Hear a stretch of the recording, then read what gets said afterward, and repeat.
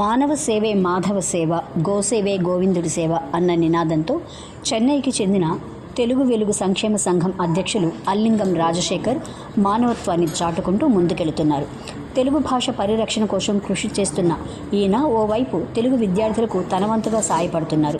ఇంకోవైపు అభాగ్యులను హక్కును చేర్చుకుంటూ వారికి సేవ చేస్తున్నారు. మరోవైపు మూగజీవాలకు ఆహారం అందిస్తూ మనసున మనిషిగా కొనియాడబడుతున్నారు. ఈ క్రమంలో చెన్నై మహానగరంలోని రమణ ఆశ్రమం రేకుల షెడ్డు కింద బ్రతుకును తోస్తున్న వయోవృద్ధులను చూసి అల్లింగం రాజశేఖర్ చలించిపోయారు.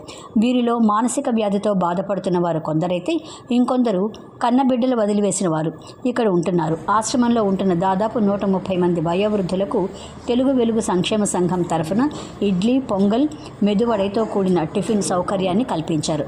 అలాగే ఆశ్రమానికి దగ్గరలో ఉన్న గోశాలను సైతం పరిశుభ్రం చేసి గోవుకు దానా అందజేసి గోమాత సేవలో తరించారు. ఈ సందర్భంగా అల్లింగం రాజశేఖర్ మాట్లాడుతూ, వయోవృద్ధులు ఉన్న కన్నబిడ్డలు ఆస్తులు కలిగి ఉంటే అదృష్టవంతులు కాదు, కన్న తల్లిదండ్రులను ఆశ్రమంలో వదలకుండా ప్రేమతో వారిని పలకరిస్తూ కంటికి రెప్పలా చూసుకునే బిడ్డలే నిజమైన అదృష్టవంతులు అని అన్నారు.